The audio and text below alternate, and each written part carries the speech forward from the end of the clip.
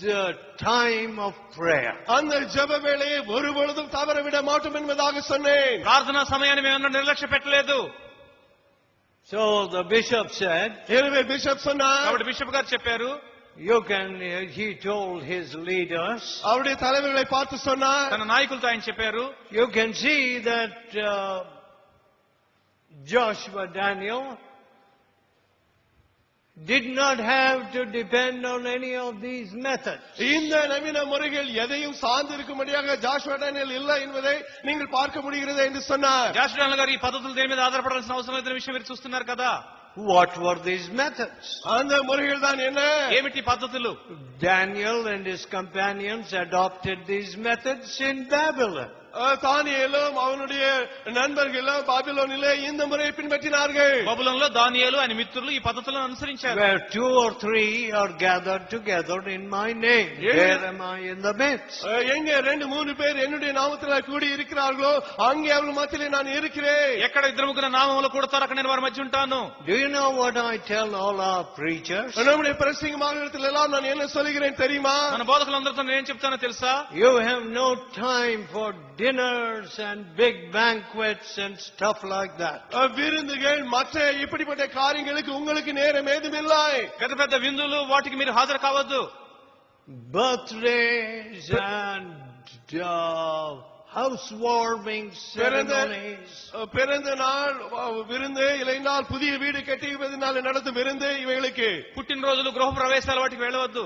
If you get caught up in those things, you will have time for nothing else. இந்த காரியங்களில் நீங்கள் அப்படியே மாட்டிக்கொள்வீர்கள் என்றால் வேற ஒன்றுக்கும் உங்களுக்கு நேரம் இருக்காது. మీరు వాటిలో మునిగిపోయారంటే ఏమీ చేయలేరు.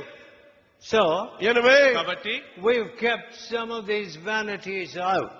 இந்த மாயான காரியங்களை நாங்கள் ஒதுக்கி வைத்து விட்டோம். ఈ వ్యర్థత్వాలు మేము కొన్ని దూరంగా పెట్టాం. You know, when a child is born, ஒரு குழந்தை பிறக்கும் பொழுது ఒక బిడ్డ జన్మించినప్పుడు it is a family rejoicing. அது குடும்ப சந்தோஷத்துக்குரிய ஒரு காரியம். అది కుటుంబం సంతోషించవలసిన The విషయం. child should be made happy, அந்த குழந்தை சந்தோஷப்பட வேண்டும். ఆ చిన్న బిడ్డను సంతోషంగా ఉంచాలి.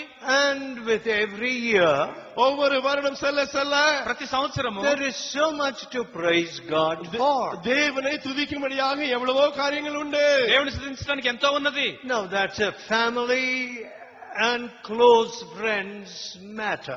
அது அந்த குடும்பத்திற்கும் நெருங்கிய நண்பர்களுக்கும் சார்ந்த காரியம். అది ఆ కుటుంబానికి దగ్గర బంధువులకే పరిమితం. That should not be made half a night matter.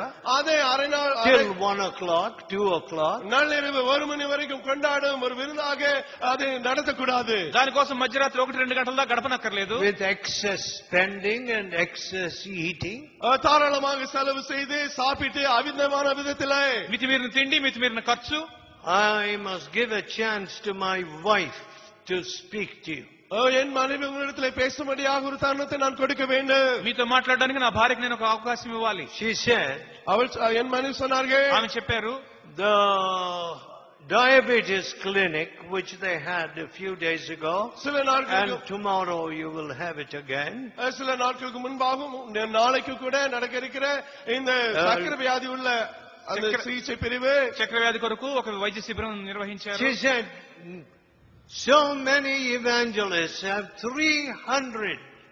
எத்தனையோ Sugar levels have come to 300. எத்தனையோ சுவிசேஷங்களுடைய அந்த சர்க்கரை அளவு 300 எட்டிவிட்டது என்பதாக சொன்னார்கள். చాలా మంది దేవుని సేవకుల యొక్క చక్కెర అనేది 300 వరకు పెరిగిందని చెప్పారు. What nonsense. ఎంత బుద్ధిహీనత అది. Eating till you die? சாவு வரைக்கும் சாப்பிட்டு கொண்டே இருப்பதா? చనిపోయే వరకు నువ్వు తింటావా? Do you live to eat? சாப்பிடத்தான் வாழ்ந்து கொண்டு இருக்கிறீர்களா? తినటం కోసమే నువ్వు బతుకుతున్నావా? No. இல்லை. లేదు.